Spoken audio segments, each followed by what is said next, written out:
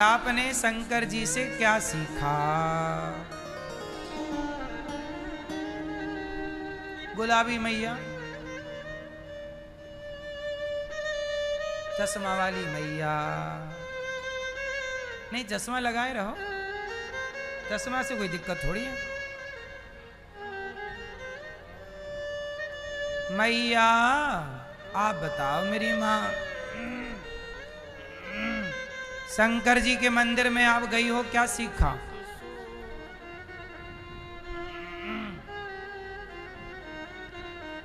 भैया बताओ, आप शंकर जी के मंदिर गए, क्या सीखा?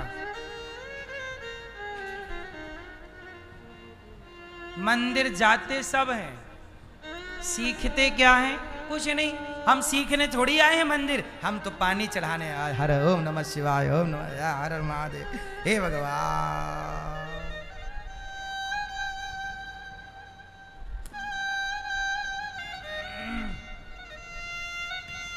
शंकर जी का मंदिर बहुत कुछ सिखाता है। शंकर जी का मंदिर, राम जी का मंदिर, भगवान कृष्ण का मंदिर अपने आप में एक यूनिवर्सिटी है। सीखना चाहो तो, नहीं सीखना चाहो तो कुछ नहीं है। सुनो, शंकर जी के मंदिर से मैंने क्या सीखा? केवल मैं मंदिर जाता नहीं हूं, मंदिर में बैठे अपने आराध्य के बताए रास्ते पर मैं चलता भी हूं।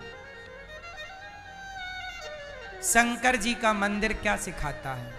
शंकर जी के मंदिर में ऐसा कोई मंदिर ना होगा शंकर जी का जिस मंदिर में माता पार्वती ना हो। कौन ना हो? शंकर जी सदा अपनी पत्नी के साथ हैं। किसके साथ हैं? जोर से। और पार्वती हमेशा किसके साथ हैं? शंकर जी के। तो अब आप बताओ कि आप शंकर जी के मंदिर जाती या जाते हो, जाती हो, तो क्या आप अपने पति के साथ हैं? आप अपनी पत्नी के साथ हैं? यदि शंकर जी के मंदिर से कुछ सीखा ही होता, पति पत्नी का साथ ही सीख लिया होता, तो भारत में तलाक क्यों होते हिंदुओं के घर में? सदा मंदिर में शिव पार्वती साथ है, तो फिर आप क्यों नहीं साथ हो? आप क्यों अलग अलग हो गए तलाक लेके? तो मंदिर जाने का फिर तात्पर्य क्या निकला? जब हमारे आराध्य पत्नी के संग हैं, तो क्या तुम उस आराध्य से भी बड़े हो? तुम क्यों नहीं रहते अपनी पत्नी के संग? दूसरा ज्ञान सुनो, सदा शंकर जी के पास उनके दोनों बेटे हैं, गणेश जी और कार्तिकेय जी। अपने बच्चों को सदा अपने सामने रखना। यदि आपसे ओझल हो गए, दूर हो गए, तो उनके बिगड़ने की संभावना बढ़ जाएगी। इसलिए शंकर जी अपने बच्चों को सामने। मैसेज है कि आप भी बच्चों को देखते रहो, सामने होंगे, क्या खा रहा है, कहाँ जा रहा है, किससे मिल रहा है। बच्चे धीरे धीरे बिगड़ते, एक दिन में कोई बच्चा नहीं बिगड़ता। कल की प्रश्नोत्तरी में यहां एक बच्चा आया था, 12-13 साल का था, 13 साल का बच्चा था वो। ठीक से कपड़े पहनने नहीं आते होंगे उसको, उसकी माँ उसे नहलाती होगी, इतना छोटा था। लेकिन वो पढ़ाई नहीं करता, सिगरेट पीता। 13 साल का है, 13 साल का। सिगरेट पीता, बीड़ी पीता और पैसा चुराता घर से। मैंने पूछा कितने चुराए? बोले 30 रुपया चुराए।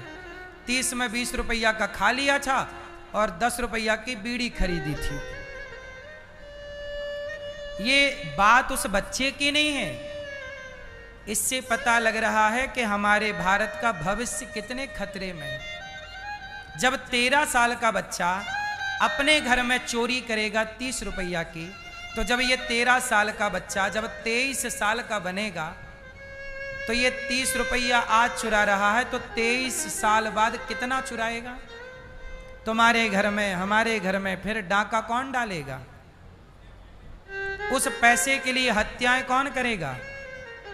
यही बच्चे, क्योंकि ये बचपन में भटक गए। और गलती उस समाज की है, हमारी और आपकी गलती है, माता पिता की, मेरी, आप सबकी गलती।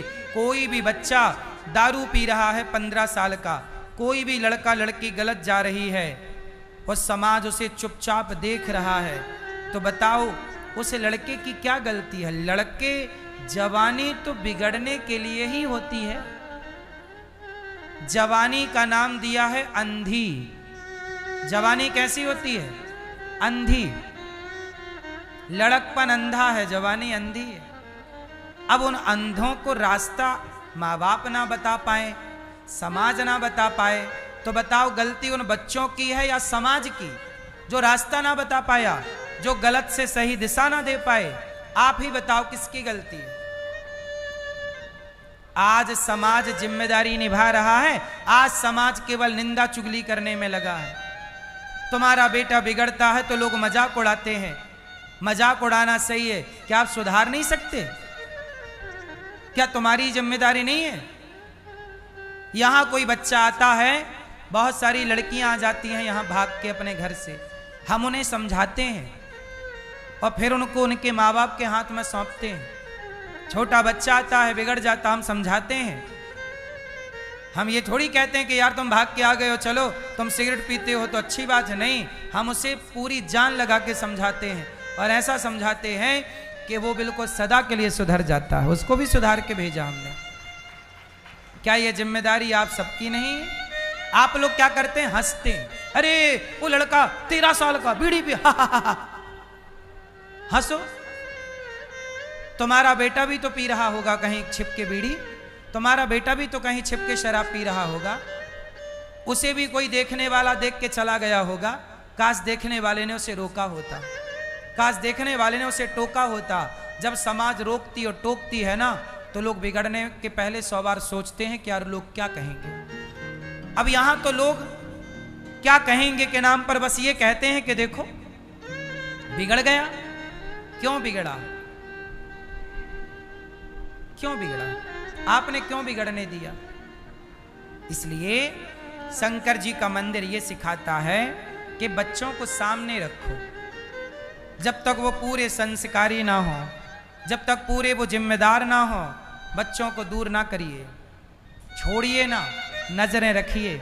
बच्चे माटी होते हैं, कुम्हार के हाथ में माटी होती है, वो उस माटी से घड़ा भी बना सकता है और चिलम भी बना सकता है। यदि माटी की चिलम बन गई तो सारी जिंदगी वो चिलम जलती है, औरों को जलाती है, और घड़ा बन गया तो स्वयं ठंडा रहेगा, औरों की प्यास बुझाता रहेगा। अब आपको डिसाइड करना है कि आप अपने बच्चों को घड़ा बनाना चाहते हैं या चिलम बनाना चाहते हैं। और ये सीख ना सीखो तो हम तो बता ही सकते हैं, हम तो अपना काम कर रहे हैं, सही बता रहे हैं। अब आप जानो, आपका काम जाने। शंकर जी के मंदिर से ये सीख मिलती है। शंकर जी के मंदिर से तीसरी शिक्षा, शंकर जी भस्मी रमाते हैं। क्या लगाते हैं? भस्म। आदमी की, मुर्दे की भस्म क्यों लगाते हैं? मानो शंकर जी ये कहना चाहते हैं, अरे ज्यादा घमंड में ना रह, एक दिन राख बन जाएगा, देख मेरे शरीर पे लगी है, देख ले इस राख का दर्शन कर। किस बात का तुझे घमंड है? किस बात की तुझे अकड़ है? मैं तो रोज राख लगाता हूं, शंकर जी ना कहते, मैं तो रोज राख लगाता हूं। तेरी राख है, तेरे बाप की राख लगा चुका। तू कितने दिन का ये घमंड लिए बैठा है, बता तो सही। एक दिन ये मुट्ठी में आ जाएगा राख बनकर। किस बात का घमंड है साहब? इंसान बनो। मंदिर सिखाते हैं कि अच्छे इंसान बनो, किसी के काम आओ। आजकल लोग काम नहीं आ रहे हैं किसी के, ना बेटा माँ बाप के काम आ रहा है, ना कोई किसी के काम आ रहा है। मेरा मानना है, मैंने रामचरितमानस पढ़ी, मैंने थोड़े से पुराण पढ़े, मैंने संतों की संगति की, और मैंने आज तक मेरी माँ, मैंने आज तक जितना पढ़ा, जितना सुना, जितना सीखा, मैंने सबका सार जाना। रामचरितमानस में भी उत्तर कांड में गोस्वामी जी कहते हैं कि इस धरती का सबसे सुंदर काम है भगवान राम कहते हैं कि सबसे प्रिय मुझे कोई है तो सेवक, सेवा करने वाला मुझे सबसे प्रिय लगता है। सेवा करने वाला जो भक्त है वही भगवान को प्रिय लगता है। इसलिए सेवक बनिए। बताओ हनुमान जी क्या बने, लक्ष्मण जी क्या बने? आप सेवक हैं, इसलिए सेवक बनो। सेवक मतलब सेवा, सेवा सबकी, सबकी सेवा करो। राम ने वो जटायु नाम के पक्षी की भी सेवा की, बेटा बनकर। जटायु का तो कोई नहीं था, पंख काट दिए रावण ने, पड़ा था बेचारा जटायु। लेकिन राम पहुंचे तो उस पक्षी पर भी दया की, पक्षी को गले लगाया और उसका संस्कार ऐसे किया जैसे कोई बेटा अपने बाप का संस्कार करता हो। ये दयालुता, ये करुणा, ये सेवा का भाव राम सिखा रहे हैं। और हम राम के मंदिर जाकर सेवा ना सीखें, राम के आदर्शों पर चलना ना सीखें, तब तो हमारा मंदिर जाना बेकार है ना मेरी माँ। कृष्ण के मंदिर जाकर गीता का ज्ञान ना सीखें तो फिर क्या मतलब हुआ?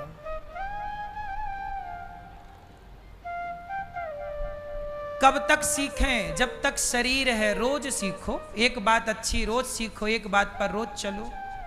इसलिए ये दास अनिरुद्ध, मैंने भी सेवा को पकड़ा है। ये दास ने सेवा, क्योंकि मेरे साथ कोई चलेगा तो कौन चलेगा? मेरी, जोर से, मेरी सेवा। सबसे बड़ा पुण्य है सेवा।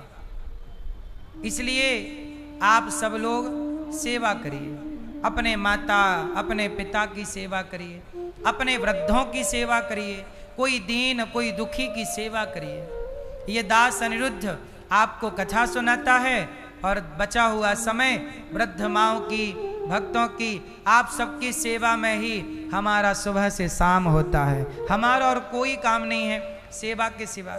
ईश्वर ने हमें सेवा की जिम्मेदारी दी, हम सेवा चुनते हैं और सेवा जो ईश्वर ने बनाया करते हैं।